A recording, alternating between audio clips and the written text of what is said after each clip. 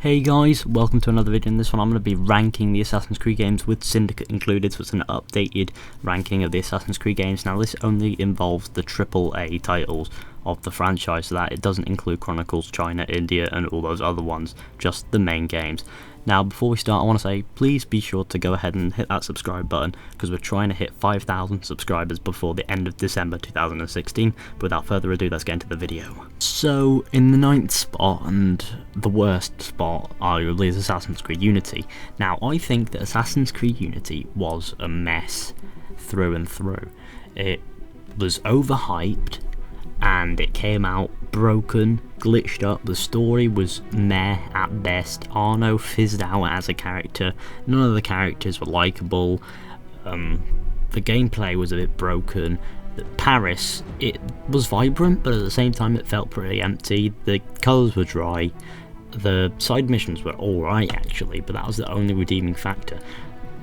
It really didn't strike me as a fun game. The combat wasn't very diverse and it wasn't fun. The customization was great, but those were the only things that I just think that Unity could have been so much better had it not been overhyped for a buggy game.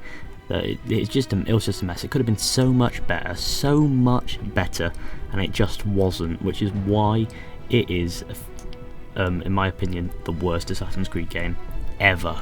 Now, if you saw my list last year, you'll know that this is next. Assassin's Creed 3.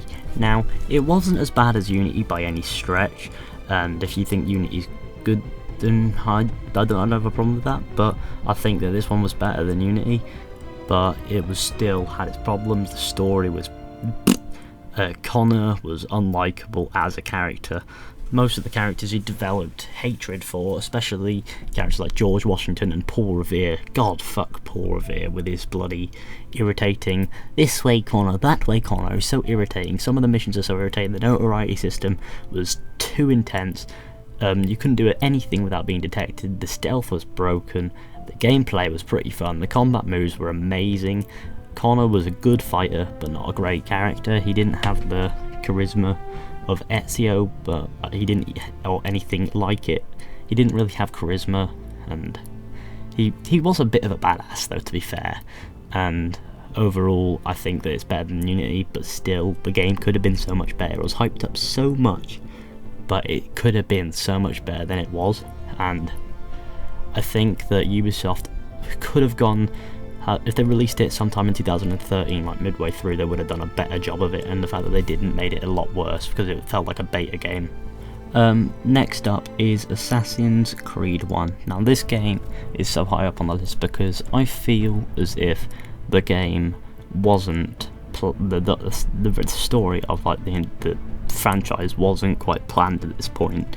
They basically made the game maybe a bit too soon. If they'd left it to release in 2008, then they might have done some good banter with this. Well, the gameplay was quite repetitive, it was limited, it felt a bit choppy. The combat was fun, especially when you discover how to counter kill, but I find that the story wasn't quite as fleshed out at this point as it could have been.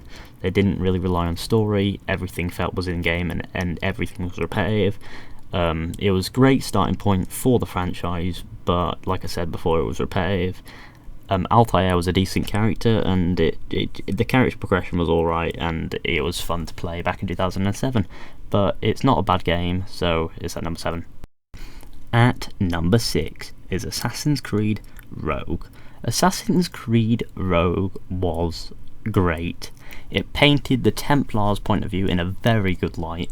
It made the Assassin Templar War seem very pointless, to be fair, which I like, because it gave us the sense that both the Assassins and Templars are equally as bad as each other, and the fact that we're playing from the perspective of a Templar puts the Assassins in bad light, and if we play in the perspective of an Assassin, it puts the Templars in bad light, and it just proves that no side in the game is a perfect side, and no good, no bad.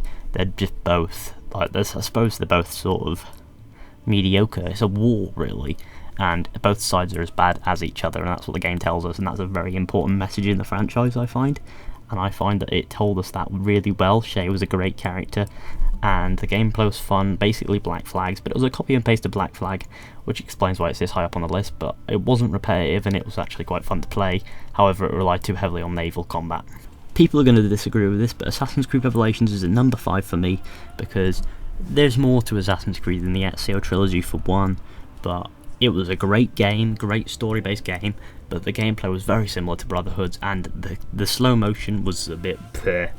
I didn't like the slow motion because it got obsessive and it got excessive, and it just didn't feel right in some places that they put it in. But the Constantinople is beautiful, the streets are nice, it's very compact, ambience music is gorgeous, the gameplay is fun, the combat is fast-paced, Ezio's robes look great, the end of Ezio's trilogy, a great ending, the crypts in it were amazing, and all the Altair story stuff links in makes Assassin's Creed 1 more fun to play, and this as well. And it's just one of those games that you can play in 10-20 years and you'll enjoy it just as you would have had it released a week ago. And I find that it was a great end to the Ezio trilogy, but of course the other games in the Ezio trilogy were better, and I found that other games were better as well. It's definitely worth picking up though in the Ezio trilogy, because the Ezio trilogy is great, and this is just I'm just saying that this is the weakest of the Ezio trilogy, of course, but it's by no means a bad game, and is definitely worth picking up if you want to buy it at some point, because I would recommend it, because it basically cuts off Ezio's story pretty well, and it's a good ending to Ezio's life.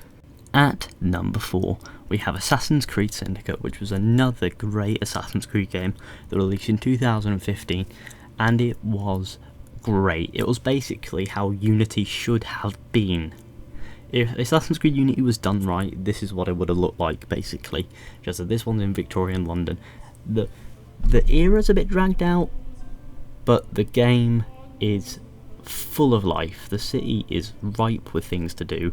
So much stuff to collect, so many different things: races, assassinations, bounty hunts, liberation, child freeing, train robberies, like stealing boat stuff, hopping across the Thames, climbing the bloody Big Ben, visiting the Queen, doing missions for Charles Dickens and Darwin. There's just so much to do in this game that I just think it's probably the most dense Assassin's Creed game that there has ever been.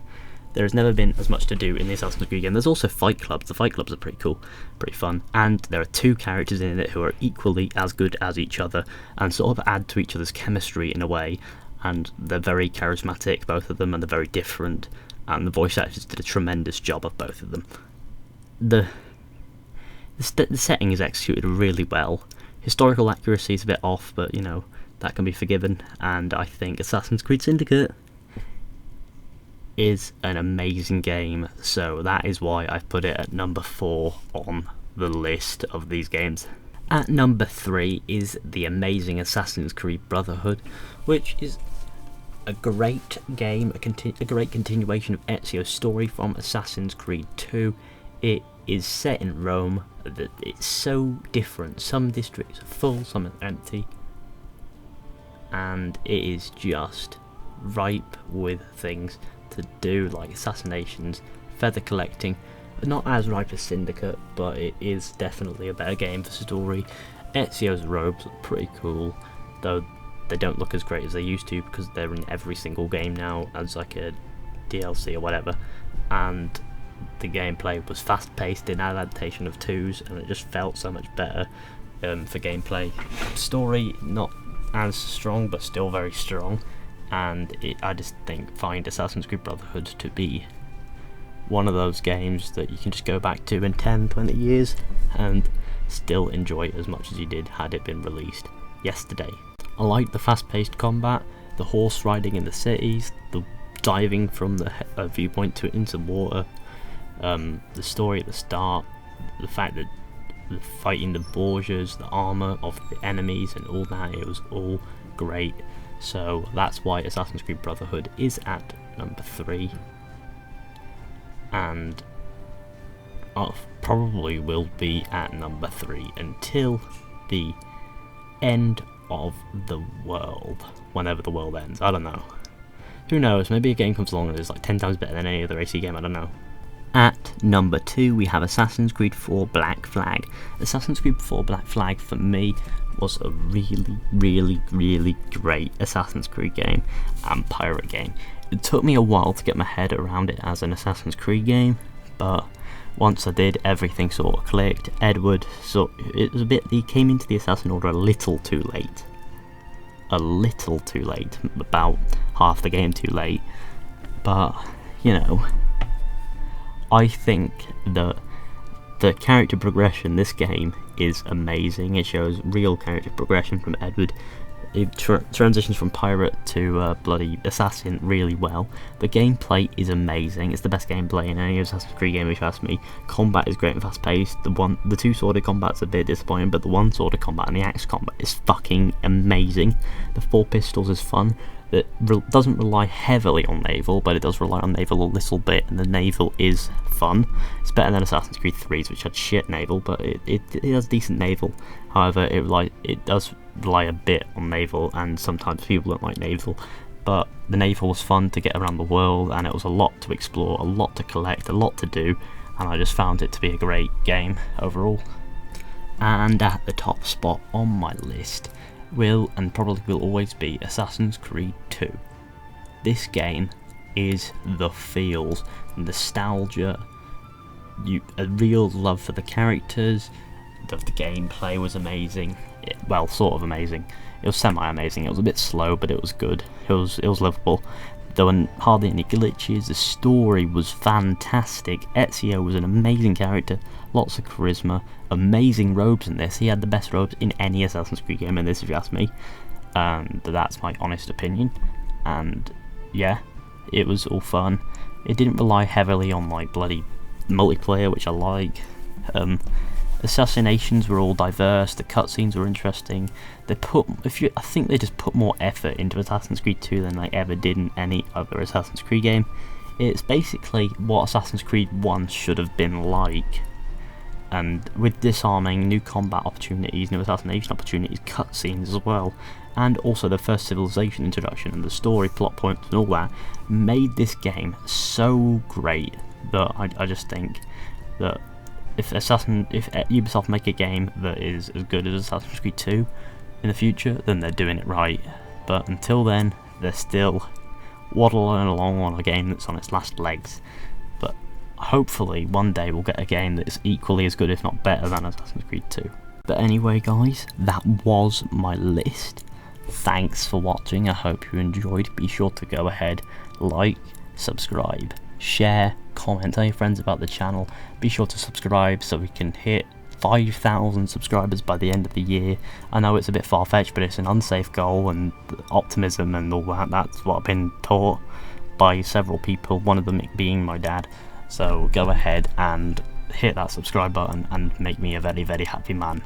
And tell me you subscribe in the comments, and also tell me your list. I love seeing people's lists.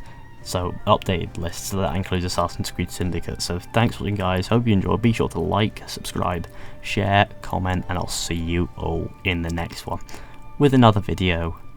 So yeah,